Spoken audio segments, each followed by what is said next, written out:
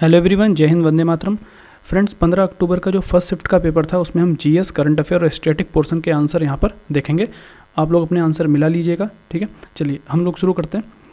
पहला क्वेश्चन, जो 22वां क्वेश्चन है, अगस्त 2022 में भारत की पहली अंडर वाटर मेट्रो ट्रेन का उद्घाटन किस शहर में हो रहा है? तो ध्यान रखिएगा, कोलकाता में। दूसरा क्वेश्चन है कि निम्नलिखित में से किस देश के वैज्ञानिकों ने पहला कृत्रिम भ्रूण तैयार किया है? तो उसका आंसर है इजराइल। अगला क्वेश्चन है, प्रधानमंत्री नरेंद्र मोदी ने निम्नलिखित में से किस राज्य में IIBX यानी India international bullion exchange launch किया है? तो इसका आंसर होगा गुजरात। अगला, निम्नलिखित में से किस देश ने अगस्त 2022 में ताइवान के आसपास अपना अब तक का सबसे बड़ा सैन्य अभ्यास किया? चीन। ये न्यूज़ में भी था, हमने इसको डिस्कस भी किया था, ठीक है। जब अमेरिका की जो नैन्सी पेलोसी थी, जब वो पहुंची थी ताइवान में, तब चीन ने इस कदम को उठाया। इसके बाद भारतीय सेना ने जुलाई 2022 में, या इसका आंसर होगा स्काईलाइट नामक एक अखिल भारतीय उपग्रह संचार अभ्यास का आयोजन किया था। इसके अलावा निम्नलिखित में किन दो शहरों के बीच में आकाशा एयर की पहली उड़ान का उद्घाटन हुआ है? तो मुंबई से अहमदाबाद। आज़ादी के अमृत महोत्सव के तहत बड़े चलो अभियान की बात अगर आती है तो केंद्रीय मंत्रालय कौन सा है जिसने शुरू किया है? तो उसका नाम है संस्कृति मंत्रालय। इसके बाद है, निम्नलिखित में से कौन सा भारत का पड़ोसी नहीं है? UAE। 30 का आंसर होगा यहाँ पर IIT मद्रास। 31 का आंसर होगा अमित शाह। 32 का आंसर होगा गोवा। ये आपको PDF से ही मिल गया होगा डायरेक्ट क्वेश्चन। ये मैंने राज्य और केंद्र शासित प्रदेश दोनों बताए थे। हर घर जल प्रमाणित राज्य और केंद्र शासित प्रदेश भी उसमें बताया गया था, ठीक है। अगला क्वेश्चन है, अंतर्राष्ट्रीय जैव विविधता दिवस, तो ये 22 मई। निम्नलिखित में से कौन सा विश्व का सबसे बड़ा नदी द्वीप है? माजुली, ब्रह्मपुत्र नदी पर, असम में। कई बार डिस्कस हुआ है क्लास में। इसके बाद है, हंगरी की राष्ट्रीय मुद्रा क्या है? तो हंगेरियन फोरेंट। इसके बाद, स्वतंत्रता के बाद भाषा के आधार पर बने भारत के पहले राज्य का नाम? तो आंध्र प्रदेश, 1 अक्टूबर सन 1953।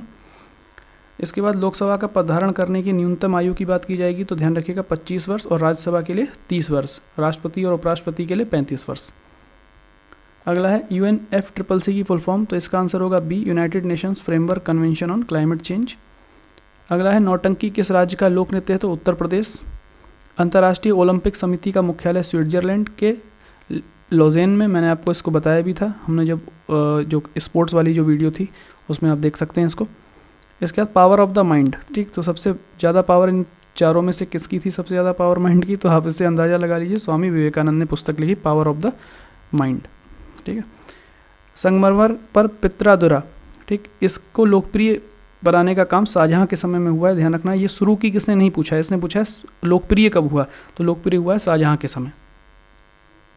इसके बाद है, किस युग में तांबे का पहली बार उपयोग किया गया? देखिए इसका आंसर ताम्र पाषाण युग और नव पाषाण युग दोनों होगा, ठीक है। क्यों? क्योंकि नव पाषाण काल को ही ताम्र पाषाण काल कहा जाता है, इसीलिए इसमें आयोग को दोनों आंसर मानने चाहिए। लेकिन तब भी अगर हमको एक आंसर यहाँ पर कोई लेना हो तो फिर हम उसमें ताम्र पाषाण को लेंगे, क्योंकि इसमें तांबा शब्द आ रहा है, जबकि ये दोनों बात एक ही होती हैं, क्योंकि नव पाषाण काल को ही ताम्र पाषाण काल कहा जाता है। इस बात को आपको ध्यान रखना है, ठीक है। अगला है, निम्नलिखित में से किस स्थान पर प्रथम बौद्ध संगति? तो राजगीर में हुई थी प्रथम बौद्ध संगति।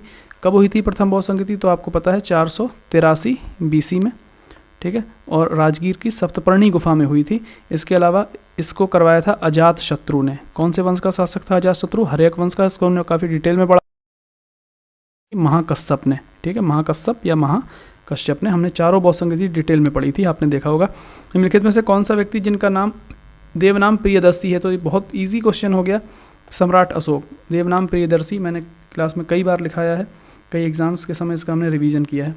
इसके अलावा है, जब ईस्ट इंडिया कंपनी की स्थापना हुई, तो ईस्ट इंडिया कंपनी की स्थापना कब हुई सबसे पहली बार? तो ध्यान रखना है आपको 1600 में, 1600 ईस्वी में। और उस समय भारत में मुगल सम्राट अकबर थे, ठीक है, अकबर। और यहाँ पर आपसे अकबर पूछा भी नहीं, बड़ा आसान पूछा, कौन थे? तो क्या गुप्त थे? नहीं थे। मौर्य भी नहीं थे, मौर्य तो बहुत पहले, सुंग भी बहुत पहले थे। तो मुगल सम्राट, ठीक है, मुगलों का शासन था भारत में। इसके अलावा भूदान ग्रामदान, तो ये तो बहुत इजी क्वेश्चन हो गया, विनोबा भावे इसका आंसर होगा। दांडी नामक यात्रा की कमला देवी चट्टोपाध्याय। देखिए यहाँ पर इस क्वेश्चन, ये क्वेश्चन आपको आता भी नहीं है, तब भी आप अंदाज़ा लगा सकते थे, क्योंकि पंडिता रमाबाई और मैडम कामा का गांधी जी से कोई संबंध नहीं है, ठीक है। पंडिता रमाबाई और मैडम कामा का गांधी से कोई संबंध नहीं, इसलिए इसका आंसर कमला देवी चट्टोपाध्याय आप लगा सकते थे। चलिए अगला, राष्ट्रवाद की पहली स्पष्ट अभिव्यक्ति किस क्रांति के समय हुई? तो ध्यान रखना है, ये फ्रांसीसी क्रांति। जब हम प्रस्तावना पढ़ते हैं तो वहाँ पर प्रस्तावना में स्वतंत्रता, समानता और बंधुत्व के आदर्श हमने कहाँ से लिए हैं? ये क्वेश्चन हमने पढ़ा है कई बार, तो ये फ्रांस की क्रांति से ही लिए गए हैं। और न्याय का आदर्श रूस की क्रांति से लिया गया है, ठीक है, रूस से लिया गया है, तो ध्यान रखना है। फ्रांसीसी क्रांति राष्ट्रवाद की पहली स्पष्ट अभिव्यक्ति थी। इसके बाद अगला क्वेश्चन है कि सरकार के निम्नलिखित में से किस अधिनियम के कारण बम्बई से सिंध प्रांत का निर्माण हुआ? तो इसका आंसर होगा भारत सरकार अधिनियम 1935।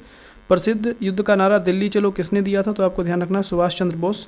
और मैंने आपको बताया भी था सुभाष चंद्र बोस से इस साल एक क्वेश्चन जरूर आएगा हर पेपर में, और ऐसा हुआ भी है। कौन सा जनसंख्या वितरण को प्रभावित करने वाला आर्थिक कारक नहीं है? तो पानी की उपलब्धता इसका आंसर होगा। विश्व की सबसे ऊंची चोटी माउंट एवरेस्ट किनके बीच में स्थित है? नेपाल और तिब्बत। माउंट एवरेस्ट का भारत से कोई लेना देना नहीं है, ध्यान रखिएगा इसको। अक्टूबर की गर्मी का मुख्य कारण? तो उच्च आर्द्रता से जुड़ा उच्च तापमान, ठीक है, जब नमी काफ़ी ज़्यादा होती, उच्च तापमान होता है, तो अक्टूबर की गर्मी इसी का कारण है, ठीक है। इसके अलावा भारतीय मानक समय ग्रीनविच माध्य समय से कितना आगे है? तो 5.5 घंटे। निम्नलिखित में से कौन सा अनुच्छेद भारतीय संविधान में सर्वोच्च न्यायालय की स्थापना? तो 124। मौलिक अधिकारों को लागू करने की शक्ति सर्वोच्च न्यायालय और सर्वोच्च न्यायालय और उच्च न्यायालय, सुप्रीम कोर्ट, हाई कोर्ट के पास में है, ये इसका आंसर होगा, ठीक है। सर्वोच्च न्यायालय आपको आर्टिकल पता है, आर्टिकल 32, और उच्च न्यायालय के लिए 226, ये हम पढ़ चुके हैं। इनके तहत ही रिट जारी करते हैं मौलिक अधिकारों को लागू करवाने के लिए, ठीक है। अगला है भारत में राष्ट्रीय मानवाधिकार आयोग किस मंत्रालय के अधीन है? तो गृह मंत्रालय के। निम्नलिखित में से किसी केंद्र शासित प्रदेश में उच्च न्यायालय स्थापित करने का अधिकार है? तो यह है संसद। अगला क्वेश्चन है निम्नलिखित में से कौन वनस्पति रेशा नहीं है? तो इसका आंसर होगा नायलॉन। ये कई बार क्वेश्चन पूछा जा चुका है, प्रीवियस ईयर क्वेश्चन है। तारे का रंग निम्नलिखित में से किस पर निर्भर करता है? उसके तापमान पर। मैंने आपको बताया था तारे के 3 रंग होते हैं, नीला, सफ़ेद और लाल। जब तारे का तापमान अति उच्च होता है, बहुत ज़्यादा उच्च होता है, तो उसका रंग नीला होगा, मध्यम तापमान में सफ़ेद होगा और कम तापमान में लाल होगा, ठीक है। निम्नलिखित में से कौन सी गैस ग्लोबल वार्मिंग के लिए जिम्मेदार है? तो ग्रीन हाउस गैस, ठीक है। ग्रीन हाउस गैस में कई गैसें आती हैं, जैसे कार्बन डाइऑक्साइड, मीथेन, ये सब ग्रीन हाउस गैस हैं, और कार्बन डाइऑक्साइड ग्लोबल वार्मिंग के लिए सबसे ज़्यादा जिम्मेदार है। निमोनिया मानव शरीर के निम्नलिखित में से किस अंग को प्रभावित करता है? तो फेफड़े, जिसके कारण सांस लेने में दिक्कत आती है, ठीक है। तो ये हमारे क्वेश्चन थे, 50 क्वेश्चन जो हमने डिस्कस किए जीएस, करंट अफेयर और स्टैटिक जीके के। अब आपको बताना है कमेंट बॉक्स में कि आपके कितने क्वेश्चन इसमें से सही हुए हैं, इन 50 में से कितने क्वेश्चन आपके सही हुए हैं, कितने आपके पढ़े हुए क्वेश्चन आए थे, ये भी आपको बताना है, ठीक है। चलिए, थैंक यू वेरी मच। जय हिंद, वंदे मातरम।